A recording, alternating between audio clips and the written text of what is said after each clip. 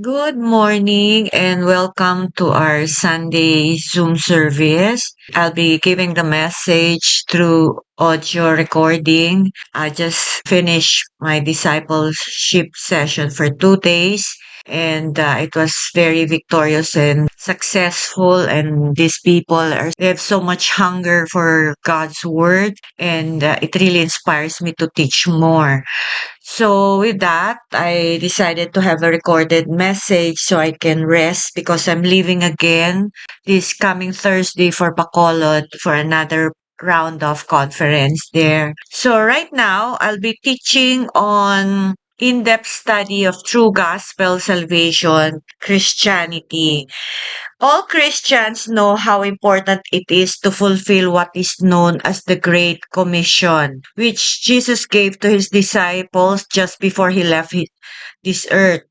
The first part of that Great Commission is found in Mark 16:15, going to all the world and preach the gospel to all creatures. He who believes and is baptized will be saved, but he who does not believe will be condemned. But there's another part of this Great Commission. Kaya lang ang problema po, majority of Christianity was stuck to the first part of the Great Commission is just evangelize, heal the sick, cast out demons, and then syempre, sharing about the gospel. But there is so much about the Great Commission that has been left out and has not been really practiced regularly and patiently to people who have been converted. And this is make disciples. It is found in Matthew 28:18 to 20. Kasi sabi ni Jesus Christ, all authority has been given to me in heaven and on earth. Go therefore and make disciples of all nations, baptizing them in the name of the Father, the Son, and the Holy Spirit, teaching them to observe all that I commanded you. And lo, I am with you always, even to the end of the age. This has been ignored and even overlooked, that this is the very important part of Christian life, is being a disciple. And of course, in the church, we need to disciple people who have been converted to Christianity. So, what is true gospel? Kasi nga, ang true gospel is, ang sinasabi nila is about believing Jesus Christ and then that you are already born again. But you see, in the book of Romans, meron po dyan sinabi sa Romans 1:16 to 17, sabi dyan ni Paul, I'm not ashamed of the gospel, the good news of Christ, for it is God's power working unto salvation for deliverance from eternal death to everyone who believes with a personal trust and confident surrender and firm reliance to the Jew first and also to the Greek. For in the gospel righteousness which God ascribed is revealed, both springing from faith and leading to faith, disclosed through the way of faith that arouses to more faith. As it is written, the man who through faith is just and upright shall live and shall live by faith. So, meron po kasing namamayagpag na gospel. It is the false gospel, gospel-centered on self. Today's gospel of welfare is a mentality that is preached from many pulpits. It uses God as means of getting one's needs and wants met while producing little concern for doing the will of God and having the heart change. So parang na-stuck lang tayo na believing in Jesus Christ for no goal in life to be transformed and to know the will of God in our lives. God's intention for His people has never been to camp around temporal blessings. Hindi po yun ang kalooban ng Diyos na we run after material blessings to have a comfortable life and then be complacent about our walk with God. Instead, He is more interested in what we become and in what we will allow Him to do in our lives. How much do you allow the Holy Spirit to work in your heart so that you will be changed? You continue to grow in the purity of heart. And then, syempre, there is a prayer in Psalms, sabi niya, create in me a pure heart. How many of us really prayed about it? The whole object of Christianity is to be transformed and suited for Him for all eternity. This requires change.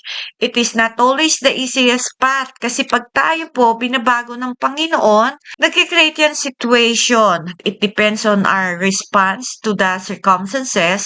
It will be determined if we will allowing God to change our hearts by submitting, for humbling ourselves before God, or we are resisting. Alam niyo po yung we react to every difficulty. Therefore, gospel that promotes ease, comfort, convenience, a quick answer, and the fastest way out of unpleasant circumstances is not the true gospel. It is, however, a popular gospel. Many believers only serve God for what they can get for themselves, a welfare mentality. Yan po yung namamayagpag ngayon. Para bang we approach God to us. Lord, bless me, give me, heal me, protect me. But have we ever approached God in asking Him, Lord, what do you want me to surrender? What is your will? Hindi po yan madaling hanapin at hindi po madaling saliksikin. Because sometimes God is quiet about it because He's waiting for us to really test our hearts. How committed are we to really know His will and even willing to hear from Him what to surrender. Madalas hindi. Pag nakita niya wala tayong willingness, He would rather keep quiet. Okay? So, temporal blessings are emphasized. Ito po yung prosperity gospel na kailangan God wants to bless you. So, people now are running after blessings more than running after Christ, to gain Christ. Even Paul said he considered all what he gained in his knowledge when he was still under the education of Gamaliel, what he had known in the Torah, lahat alam niya. Pero sabi niya is willing to lose it all, and I consider them garbage in comparison to gaining Christ, knowing Christ. So tayo po, how much are we willing to let go of our plans, of our dreams, to really to gain Christ, to know more about Him, to be filled by His Spirit, and really to be led by Him. Yun po yung kasi ang measurement of how much are we really allowing the Lord to work in our hearts. Pag wala po tayo nun, ibig sabihin wala tayong desire. 'Di ba? Like kung sinasample na ang mga nasa ICU, palagi po silang walang gana kumain because sakit sila. So in the same way, in the spiritual aspect, if we don't hunger for more of God, for more of righteousness, then it only shows that we don't have any appetite for spiritual things and we are spiritually sick. So, kaya nga po namamayagpag ang prosperity gospel because yun ang gusto ng tao eh. Blessings, comfort, ease, a way out of trouble. But temporal blessings are emphasized with little concern for having the heart change. Kailan po ba tayo makakarinig ng mga ngayon, teaching na cry out, dying to self, carrying our cross, and follow Him? Character is always related to pain. It means choosing right even when it hurts. So what is true salvation? Kasi ang gospel daw is through the teaching and the knowing the gospel, the revelation, doon po tayo magkakaroon ng desire for more of God, for more of His will. So, ito ay magbibigay ng kaligtasan sa atin, ligtas sa ating kasalanan. Kasi akala ng madami, once you accepted Christ, you're on your way to heaven. So, yun lang po yung salvation na pinapaniwalaan ng majority. But there's so much more. Kaya nga sabi, the gospel is the power of God unto salvation. So, yan po yung magbibigay ng fullness ng kaligtasan sa atin. So, ibig sabihin ba, pag tinanggap natin si Kristo, hindi pa tayo ligtas? Hindi pa po. Yan po ay pag-umpisa pa lang, beginning. Kaya nga sabi, to those who endure to the end will be saved. Paano natin masasabi na tinanggap mo na si Kristo at papunta ka na ng heaven, bakit yung sinasabi ni Lord na to those who endure to the end will be saved? So, what is enduring in the area of accepting Christ, and then wala na po tayong iwo-work out sa ating buhay Kristiyano. So ano po yung i-endure natin? At sabi rin sa Revelation, to those who overcome will inherit all things. So what are the things that we overcome if there's nothing to overcome? Kaya sino lang ang maliligtas kung ito po pala ay mga kondisyon bago po natin makamtan ang kabuuan ng ating kaligtasan. So what is now true salvation? Salvation po kasi process yan, okay? It takes a lifetime, not done in a moment. Not a vertical line, crossover one step from unsaved to saved. 1 John 3:14 kasi po, many Christians hang on these scriptures. We know that we have passed from death to life because we love the brethren. He who does not love his brother abides in death. So it is based on horizontal line, which makes up of many steps. You are not fully saved from the time of your conversion, but the beginning of our salvation. So, nung na-convert tayo, beginning pa lang po yun. So, sino kaya magtitiis? Sino yung magtsatsaga hanggang wakas? At sino po yung magtatagumpay? So, there's no overcoming, there's no enduring, there's no persevering in just accepting Christ. So, yun po yung deception that is prevailing in many churches. Ibig sabihin, the moment we receive forgiveness from the Lord, we start on that journey, stay on that way. The reason why early Christians are called the way, beginning of a salvation, and arriving in heaven is a long journey. 3 phases. So, tatlo pong antas. Siyempre, the moment we repent and believe in the Lord Jesus Christ, and then water baptize and receive the Holy Spirit, and that is where the beginning. Andito po yung sinasabing justification, free from penalty of past sins. Ito po yung pag humingi ka ng tawad sa Panginoon dahil kinilala mo na makasalanan ka, dito po natin makakamtan yung justification, meaning lahat ng kasalanan natin sa nakaraan ay pinagbayaran na the penalty ni Kristo sa pamamagitan ng kanyang buhay na sinakripisyo hanggang sa kanyang kamatayan, hanggang siya po ay nailibing at hanggang po siya ay nabuhay muli. So when we have put our faith in that life, death, resurrection of Christ for the forgiveness of our sins, then we are justified. What does it mean to be justified? As if wala kang kasalanan. Ano talaga? A clean slate. Wala. God will forgive and forget. Okay? Now, hindi pa tayo fully transformed kasi ang dami pa nating babaguhin. So, we are now reconciled to God the Father. We have the source of life. Nandito na tayo ngayon na we're in naka-connect na tayo sa source of life. So God wants us to fill with His Spirit, His life, wherein He will let His Spirit to lead us. So dito papasok tayong lahat sa sanctification. This is most of the journey as we are being set free from the power of sin. Sabi sa Romans 5:10, for if while we were enemies, we were reconciled to God through the death of His Son, it is much more certain now that we are reconciled that we shall be saved, daily delivered from sin's dominion through His resurrection life.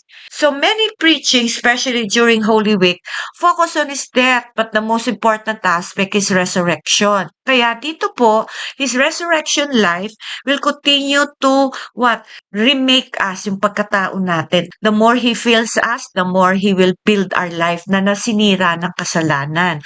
Sinira ng mundo kung saan tayo po ay nahubog ng mundo, ng magulang natin, ng education, the influence of the people and the environment in our life para i-renovate ang heart natin.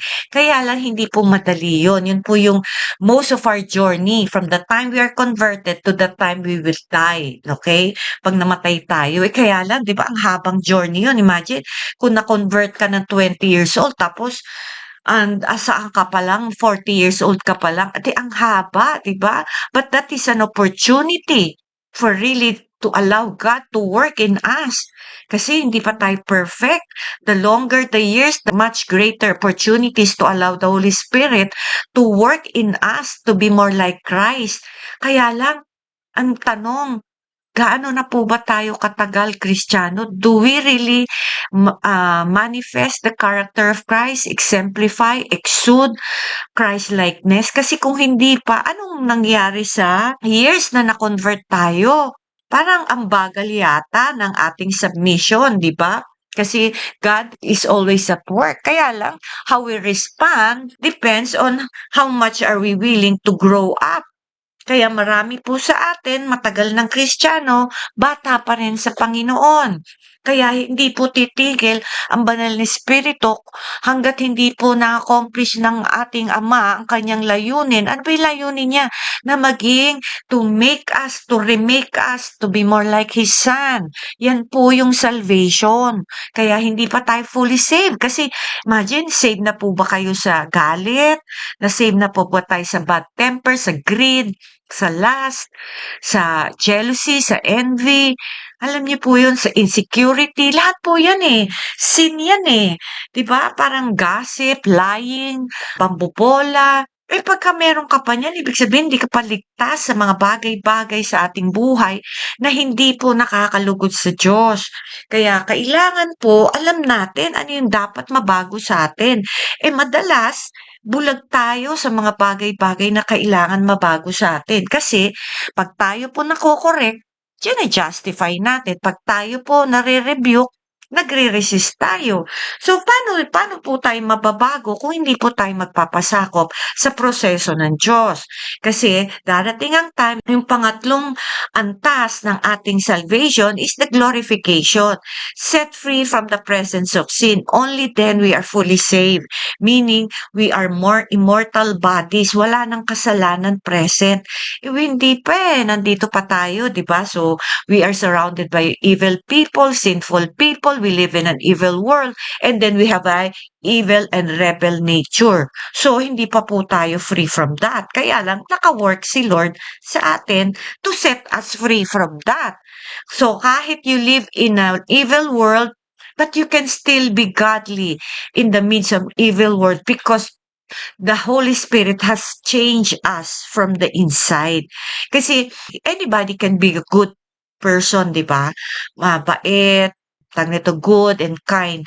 Even believers, there are many unbelievers are kind and good. But what is the difference? Pag Kristiyano ka na, it's the fruit. Kasi puwede kang mabait, pero pagka ginalit ka ng taong tinutulungan mo, nabigyan mo, kinukuwentahan mo. Kasi human nature yung kindness na yun. Pero 'pag fruit yan ng Holy Spirit, 'pag nabigyan mo, natulungan mo, at sinaktan ka na natulungan mo, hindi ka manginguwenta, "Ay tinulungan pa naman kita, ginanito pa naman kita." Ibig sabihin, yung ginawa mo is not really from the Holy Spirit, but from human kindness. So, ang gusto ni Lord, 'pag tayo po binago niya, yung kindness, goodness na nagmumula sa Holy Spirit na hindi tayo mangingkuwenta, hindi tayo manunumbat. Kasi marami po akong naririnig eh.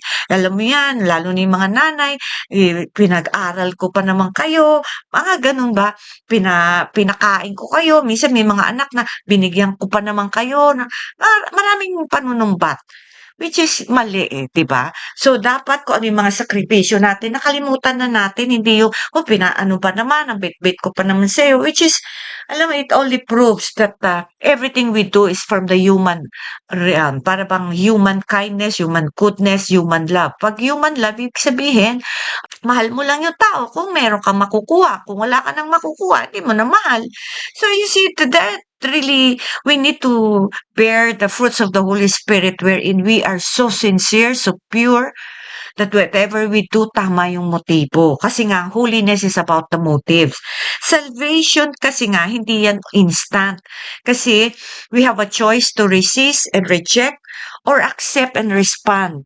Kasi dalawa po ang forces pulling each other, either to pull us back to our old ways or push us towards the Spirit. There is a responsibility in us to cooperating with God, to go on believing and to go on responding with Him, to go on responding to His kindness, to go on to the end. Kita mo pagka nasasaktan ka, you have a choice to forgive and let go or to be bitter and to harbor unforgiveness. I mean, Ano bang mas madali, 'di ba? Mas madaling magkimkim, madaling magalit, maging bitter. Kasi nga, nature natin 'yan, eh. Pero, gusto natin mabago. Ang hirap, Lord, sige kahit ang sakit, magpapatawad ako, ire-release ko 'yan. Pero ang hirap nun, eh. Minsan sabi mo nagpatawad ka na pero actually meron ka pa ring galit sa loob ng puso mo. So it is a choice every day that we are faced na, Lord, kahit masakit, papatawarin ko siya. Kahit ako na lang yung nasasaktan, basta malinis ang puso ko sa'yo, 'di ba?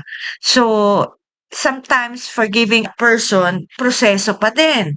So, ang napansin ko, the moment that we allow pain to work in our hearts, we are being set free from whatever sin is in our hearts. Kaya inaalaw niya yung pain para bang sa opera, masakit ang operahan, okay? So, nilalagyan ng anesthesia pero 'pag nawala na yung anesthesia, andiyan na. Andiyan na yung pain, nararamdaman mo na. In the same way, 'pag nasaktan tayo ng ibang tao, andiyan si Lord magko-comfort sa atin pero paminsan-minsan 'pag tapos na parang nawala na yung anesthesia, wala na yung presence ni Lord, dun na natin yung nararanasan na naman yung reality na, "Sinaktan ako netong taong 'to, bumabalik." Pero what do we do? Do we choose to, "Hindi Lord, kahit masakit ano, sige I choose to forgive, I choose to release, I choose to bless the person." So, it is a matter of ano yan, eh, ay a battle which will win, the flesh, our rights, yung kalooban natin o yung gusto ng Diyos. So, doon po tayo nababago kasi depende sa kung, paano tayo nagre-respond in every difficulty, okay? It's not who stops that will be saved, but the one who finished in faith. Kaya talagang to those who endure to the end. Kasi marami po ngayon hindi nagpapatuloy kasi maraming na offend, maraming nasasaktan, maraming hindi nila maintindihan yung ibang mga kapatiran. So, ang nangyayari, imbis na makipag-fellowship, ayaw nila. Parang, hindi kasi lagi na lang ako ang nakikita nila. So, maraming ganyan. So, bakit hindi na lang natin harapin na it's all about us. Kaya tayo nasasaktan. So, pain is God's way of really dealing with what's in our hearts. And pain is one way of God's dealing with self-centeredness. Para bang pag nasasaktan ka, parang inooperahan ka, binabawasan lang yung para sa ano sa sakit, inaalis yung tumor. Yung tumor na yon parang self-centeredness. So kung hindi mo aalisin yung tumor na yon, ang tagal-tagal mo ng Kristiyano, punong-puno ka pa rin ng sarili mo. So yung tumor lalo yung lumalaki. Kaya makita mo lalo kang sensitive, lalo kang hindi lumalago, hindi ka lumalago sa layunin ng Diyos kaya isang araw nawawala ka na, tatalikod ka kasi hindi mo kinaya. Kaya nga, many steps in the process and the scriptures are filled with warnings to stop and not finish. Pressing on is as important as justification. Not that I have already attained or am already perfected, but I press on that I may lay hold of that for which Christ Jesus has laid hold of me. So, imagine mga kapatid, sabi ni Paul, I press on. Hindi pa niya nakakamtan kung bakit siya inangkin ng Diyos. In the same way, hindi pa natin nakakamtan yung perfection wherein Christ has taken hold of our life, our lips, our attitude, our response, our words, everything, even motives natin. So hangga't di pa natin nakakamtan to be more like Christ in every aspects, we press on. Yun yung sinasabi na, gusto ko makamtan, Lord. Bakit mo ako niligtas? Bakit mo ako inangkin? Okay? So, brethren, sabi niya, I do not count myself to have apprehended, but one thing I do, forgetting those things which are behind and reaching forward to those things which are ahead. I press toward the goal for the prize of the upward call of God in Christ Jesus. Meaning, makita mo na we are pressing on until we become spiritual. Upward call. Ibig sabihin, hindi earthly minded, hindi carnally lifestyle, but upward, spiritual, okay? Para kasi when you have an heavenly perspective, you're always victorious in every circumstances that you face. Hindi madali po yun. The problem with Christianity, inviting people to the journey, but not telling them how to keep going. Ito po yung nawala yung discipleship. Para bang, sige, mag-ano kayo, tanggapin niyo si Kristo, then, ano na, magsimba kayo, tapos, bigay kayo ng offering or tithes, tapos, uwi na kayo. Parang, ganun na lang ang routine ng Christianity. But Christianity is more than that. It is, salvation is what we come from Adam will be complete in Christ. Ultimate goal of salvation is to be more like Christ. Kaya, yun nga para bang kailangan na alam ng mga believers na ito pala ang salvation, to be more like Christ. Kaya lang hindi nga na ituturo. This is a long journey. Salvation is to destroy the works of the devil. Ano ba yung works ni devil sa atin? So, kailangan sinisik po natin si Lord. Salvation is being made perfect and be restored to the image of God. Remember, we are created in the image of God. Nawasak yun nung nagkaroon po ng pumasok ang kasalanan. So, inire-restore ni Lord yun. Kaya sabi niya, His purpose to be more like Christ. Imagine the beauty of Christ, makikita na sa atin, hindi na yung nature natin. Yung magagalitin, palainggit, chismosa, makwenta, wala na nun. We get to choose if we walk in the flesh or in the spirit. A lifetime of overcoming Satan, the world, and the flesh. So, Christianity is not just a set of activities, it is transformed life. Ito po yung napansin ko rin na nagiging activities, religious activities ng church more than transform life. Setting free from the power of Satan. So, yung power of Satan is the lies, the deception, yung mga lahat ng kasinungalingan. Kasi marami pa pong Christians na living in the past. Deliverance from the corruption of sin, forgiveness of sin, not so we can sin again, but to be free from the power of sin. Requirement is repent, change of mind. Justification is being right with God. Sanctification is being right with our lives. So it is a horizontal way. Walk in the Spirit, walk in the light, walk in love, walk as sons of the kingdom, walk humbly before God. So walk is a journey. It's a lifelong journey. God wants to restore His original purpose in man, from the nature of Adam to the nature of His Son. Purpose of salvation is to prepare us to be fit to enter into new heaven and new earth. Sanctification prepares us for that. Remember, before Adam was created, God prepared the earth wherein Adam will live. But now, God is preparing the people whom He will put in the new Jerusalem and new heaven and new earth, so that He makes sure that people will not destroy His creation. Kaya nga, sabi dyan, sanctification prepares us for that. Kaya ang sabi sa Acts 14:22, we must through many tribulations enter the kingdom of God. So, ang dami pala nating tribulations bago tayo makapasok. Bakit po marami po sa mga teaching ngayon is parang pinamamadali ang mga preaching wherein Christianity is all about, going to church. Hindi po There's many tribulations to accomplish the purposes of God. So, true Christianity now is, what is Christianity? If you know now gospel and salvation, Romans 8:28-29, we know that all things work together for good to those who love God, to those who are called according to His purpose, for whom He foreknew, He also predestined to be conformed to the image of His Son, that He might be the firstborn among many brethren. So ito po yung ating destiny, to be more like Christ. Kasi alam ng marami ang destiny heaven. So, para bang, ay, tinanggap ko na si Kristo, papunta na ako ng heaven. Alam mo mga kapatid, we will enter the kingdom of God, pero meron pong proseso ang Diyos, okay? Yung justification is the beginning. Na-convert tayo. We are connected now again with the source of life. What we do with the life that God is imparting to us will determine if we will finish the race.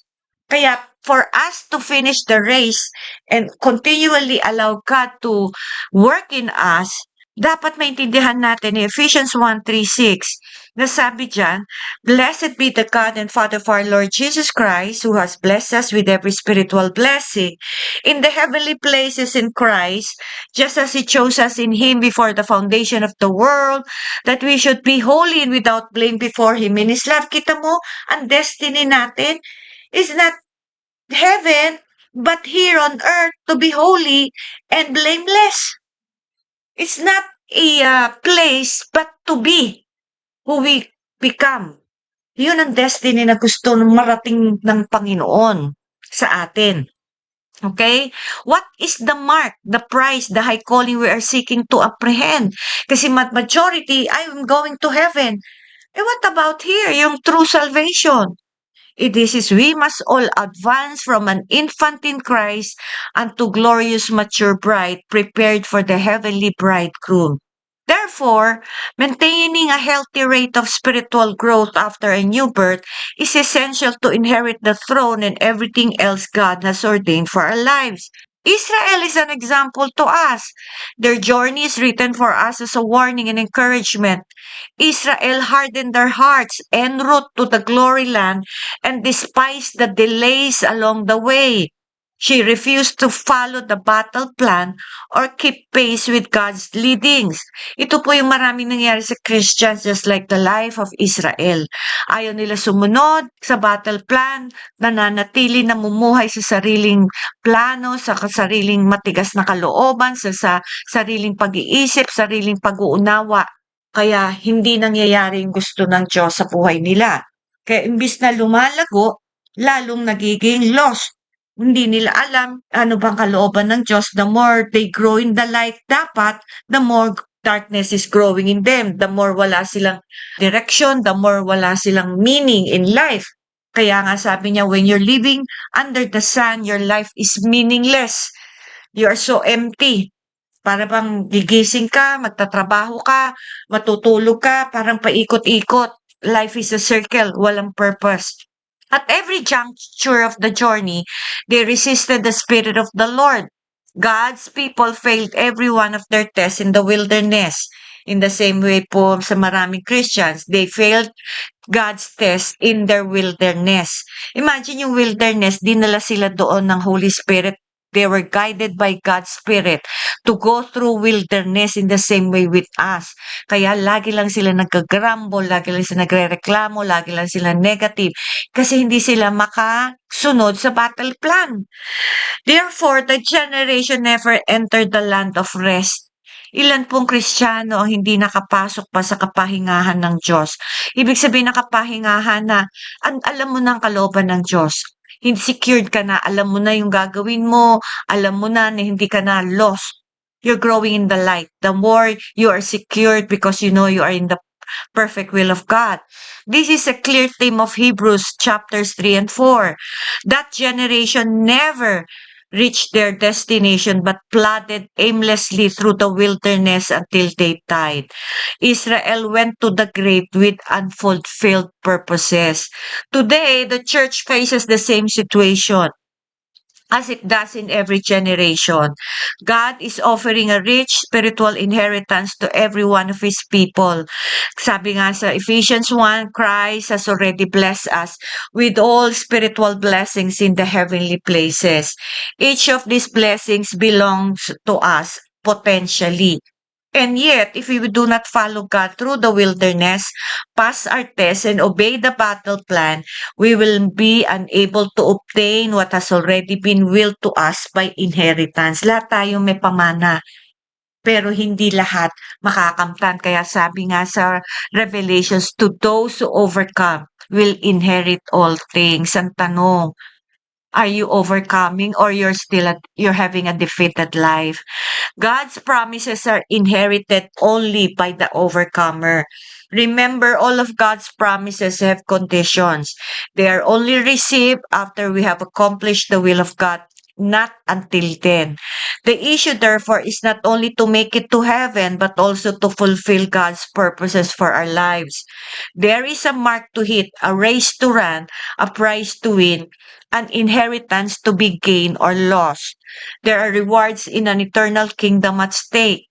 Many Christians will enter heaven's gates with unfinished courses, calls they have not fulfilled, and crowns they are unable to claim. Are we aware that earthly task and calling is preparing us for an eternal position in heaven? Do we realize that if our task on earth is not completed, we will not qualify to occupy that special heavenly lot of inheritance that God has foreordained for us, and our crown will be given to someone else? God is choosing a bride for His Son. All believers have the potential, but who will qualify? A bride, the bridal relationship is even more intimate than that of a close friend. A real wife learns to know her husband instinctively. Without uttering a word, she often knows what she is thinking and feeling. Intuitively, she hears what his heart is saying, even more than his words. Thus, we are called to go beyond the mechanical relationship of being a servant, for servants only know their master from a distance.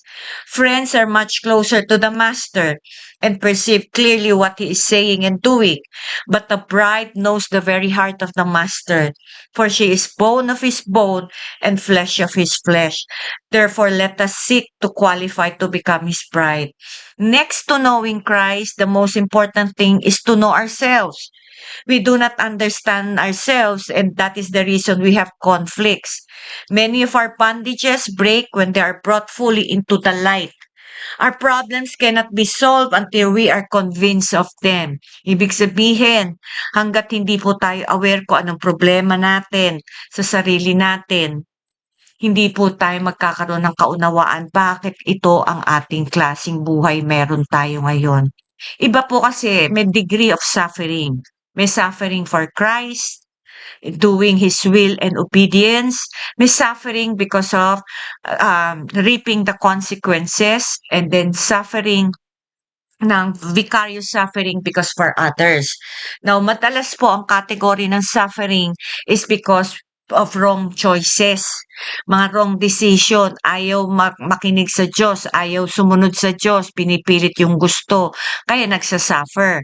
Tapos sasabihin natin, sinusubok tayo ni Lord. Hindi na pala sinusubok, pinapalo na, and yet ayaw makinig. Paulit-ulit na lang yung ways, hindi makaalis sa dating paraan. Kaya hindi po, yan ang mga Christian na hindi will never make it. Okay? Release never comes until we are persuaded of our need. Remember, Job was purged only when he was able to see himself in God's light. Alam niyo po ba ang problema niyo? Bakit ganyan kayo sa katayuan niyo? Only then did his trial come to an end. Hindi po matatapos, hindi po giginhawa ang buhay hanggat ganyan po ang attitude natin sa buhay. Ayaw natin bitawan yung gusto natin, ayaw natin bitawan yung plano natin, yung paraanan natin, ayaw natin bitawan yung matigas nating kalooban. We must be able to see what God sees in us, then make an honest confession. Trials, time, and pressure mellow us. They condition us to hear and see what we are unable or unwilling to receive previously. Then the new enlightenment transform us. Mga kapatid, pag yung mga trials po, hindi po na-accomplish ni Lord, alam mo yung mga suffering, yung nawalan ng kabutuhan. Hindi na po tayo move forward with our life. Kailangan po lahat ng suffering, alam po natin bakit merong ganong suffering. For us to understand, when willing to allow God to speak to us, at pag nangusap, sumunod po tayo, bitawan natin yung mali. Pero kung nangusap sa atin at hindi naman natin binitawan yung mali, magpapatuloy ka sa ganyang buhay. Tumanda ka na lang, dumating sa panahon, isang araw, nakala mo ligtas ka, hindi ka pala ligtas. Yun po yung masakit. Kaya nga, kailangan po maintindihan natin that this is what Christianity is all about. Hindi yung nagsisimba kayo, nagjo-join kayo sa Zoom, pero ayaw niyong bitawan yung matigas niyong kalooban. Ayaw niyong bitawan yung gusto niyo. Walang mangyayari kahit maganda ang mensahe, maganda ang naririnig niyo. Ibig sabihin lang, ayaw niyong iligtas kayo. So, at the end, hindi kayo talaga maliligtas. Hypocrisy, according to the Lord Jesus Christ, is blindness, but it comes from a hardened heart. Para bang nagpapakabanal, nagpapakabuti tayo, pero in the eyes of God, we are hypocrites. Why? Kasi hindi totoo. Why then are people hypocrites? It is because a lack of self-knowledge. They are blinded to the condition of their own hearts. True Christianity and maturity involve our whole inner life being searched out by God and flooded with divine light. Ibig sabihin, ang Christianity po, it involves maturity. It involves inner life. Bakit ba ako nagkakaganito? Ibig sabihin, you let God speak to you, and because you allow God to speak to you, you allow Him to change you. Kaya pag sinabi mo, tinuro sa'yo ni Lord, ito anak, ito yung problema mo, mag-repent ka, baguhin mo yung ways mo, baguhin mo yung lifestyle mo, bitawan mo, or mag-repent ka, Lord, bibitawan ko na. Magkikreate ng ang kaaway ng situation, matitempt ka gawin ulit, this time, hindi mo na gagawin yung dating nakasanayan mo, kundi Lord, magtitiwala ako sa iyo kahit masakit, kahit di ko makita yung kasagutan, di ko malaman, di ko mahawakan ang mga gusto ko, magtitiwala ako sa iyo. Doon ka na mag-i-start ng journey mo, sumunod. Kaya lang ko, ang kaaway will do everything to stop you, to derail you. Magkikreate yan ng situation para matempt ka, gawin mo yung dating nakasanayan mo. So, ikaw naman, dahil ayaw mong mapahiya o ayaw mong isuko yung kalooban mo, babalik ka, magpapasakop ka sa tukso ng kaaway. Kaya hindi ka na nabago ng Diyos, hindi ka na nakaalis sa ganyang struggle mo in life. So you need to really allow God to work in you by submitting to God and crying out to Him na, Lord, madadapa tayo, okay? We will sleep. Hindi tayo perfect, madadapa, madudulas, ibig sabihin, magkakamali, papalpak, uulit. Pero when we cry out, Lord, ayoko na nito, nadapa na naman ako, iyak ka ng iyak, ililigtas ka. Yan kasi bakit niligtas ng Diyos ang Israelites? Kasi iyak sila na iyak, Lord, ayaw na namin maging alipin, ayaw na namin maging slave, ayaw na namin ng ganitong buhay. Ang problema, iniiyak niyo ba? Kasi kung para bang okay lang kasi magagawa naman ng paraan. Hindi, alam mo, the reason why God cannot really deliver us because we do not cry, we do not sigh, we do not admit. But when we are open, we admit what is wrong and we cry out, I need deliverance, Lord. I need to be set free from this. God will show himself strong on your behalf. Kaya nga, allow God to bring light to your darkness. It means every area of our being must be scrutinized by the all-seeing and redeeming look of God. God sees and knows every part of us. When we are able to see what He sees, we will be freed. But there is another factor here. God has to wait until we are mature enough before He can show us what He sees and our true condition. Herein is the ultimate mark of spirituality. This is the supreme standard by which we judge men's character. That is, by their fruits you shall know them. Each of the 9 fruits of the Spirit mentioned in Galatians 5:20-23 is an aspect of the nature of God.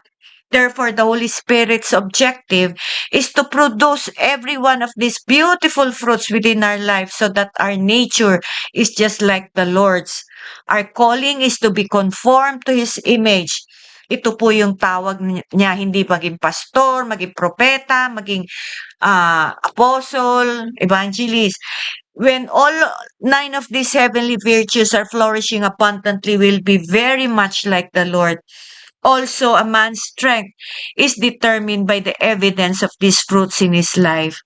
There are 2 basic things we can take into our life to come. Our character, who we are, what we have allowed God to deposit into our life, and our works, those holy things we deposit into others that have changed their lives. A surrendered life is the one who is committed and will stay faithful at all costs. This scripture, John 10:27-28, must be our constant, daily lifestyle. My sheep hear my voice. I know them and they follow me.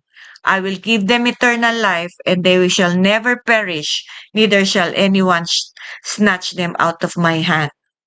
This is the path of security, not knowledge, not works, but having an intimate relationship with the Lord that will propel us to deny ourselves, carry our cross, and follow Him till the end. Mga kapatid, this is what Christianity, this is what the gospel will bring us to save us, to make us know what is in the dark, what is needed to be changed. And then salvation is allowing the Holy Spirit to transform us into the image of God, Christ. And then this is what Christianity is all about, to deny ourselves, carry our cross, and follow Him so that He can accomplish His purposes in us. And what is that? To make us, to restore us into the image of God. It is not going to church, it is not giving your tithes and offering, but more on allowing God to work deeply, powerfully in our lives. He cannot work in us if we will remain stubborn and continue to live according to our will, to our ways, and to our purpose. It has to be His righteousness alone, His will, His way, and His righteousness. Mga kapatid, 2025 na, next year, in a few months, ano na lang po tayo, papasok na tayo sa, tawag nito, bagong taon. Sana po ang aking panalangin bilang iyong lingkod at bilang leader nyo, CRCM, lahat po tayo sabay-sabay susulong sa bagong taon na kamukha na natin si Kristo. Hindi the fullness, somehow, that we are a powerful being being transformed so that we can be a witness to the world na ito po ang ibig sabihin ng maging Kristiyano, maging anak ng Diyos dahil kamukha natin ang tatay natin. Amen po ba? Kasi paano tayo magiging mababago kung pipilitin natin ang ating matigas na kalooban?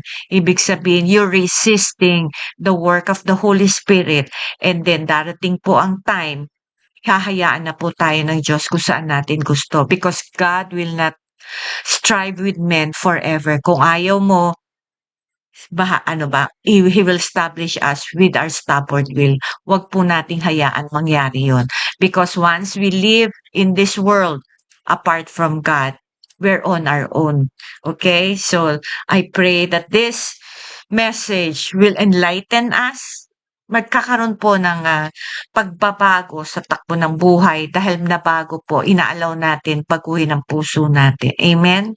So, Father, I thank you, Lord, for this day. Truly thank you for the message that will bring light to the many things that is haunting our minds, the doubts, the darkness, the path that we are undertaking, Panginoon, na walang kapuluhan. This time, Lord, make our lives meaningful when we live under the hand of the mighty God. Father, thank you, Lord, for this message, and let your people under CRCM continue, Lord, to really enrich their relationship with you. And Lord, may we have the confidence to face 2025 because we have grown in knowing you, we have grown in faith and trusting you, and we have grown in being more like you. These are our confidence, Lord, to face the world with so much darkness and uncertainties. Na Lord, dahil inaalaw namin ikaw kumilos sa buhay namin, we are more secured in an insecure world because you are with us. Salamat po, purihin ka, sambahin ka. Lord, make this week be full of victory, glory, and miracles of provisions, healing. And Lord, I pray for more peace, joy, and grace in our life. Bring us from strength to strength, increasing in victorious power. In Jesus' name, Amen.